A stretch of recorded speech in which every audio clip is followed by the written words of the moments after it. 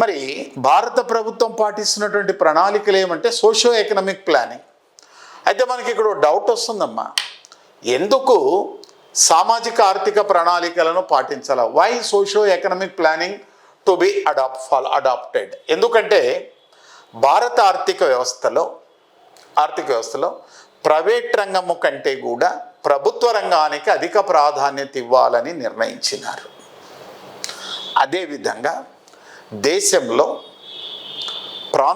అభివృద్ధిలో ప్రాంతాల మధ్య అసమానతలు, ఆస్తి సంపద ఆదాయము వ్యయములలో తేడాలు, సామాజిక వసతులలో అసమానతలు ఉన్నాయి. కనుక ప్రాంతీయ అసమానతలను, ఆర్థిక అసమానతలను, సామాజిక అసమానతలను తగ్గించాలంటే ఆర్థిక వ్యవస్థలో ప్రభుత్వ రంగం అనేది ఉండాలి. ప్రభుత్వ రంగం అనేది ఉంటే సామాజిక ఆర్థిక ప్రణాళికలు అనేటివి ఉంటాయి. తద్వారానే సాధ్యమవుతుంది అని భావించినారు. ఇదొకటి. పైగా ఆనాటి మన స్వాతంత్ర సమరయోధులు కానివ్వండి, ప్రముఖ ఆర్థికవేత్తలు కానివ్వండి, ఆనాడు యుఎస్ఎస్ఆర్ పాటిస్తున్నటువంటి ఆర్థిక విధానాల పట్ల ఆకర్షితులయ్యారు.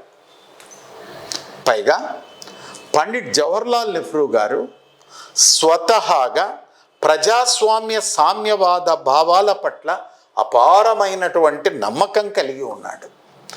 ఈ కారణాల వల్ల 1/4/1951 నుంచి సామాజిక ఆర్థిక ప్రణాళిక వ్యూహమును పాటిస్తున్నారు.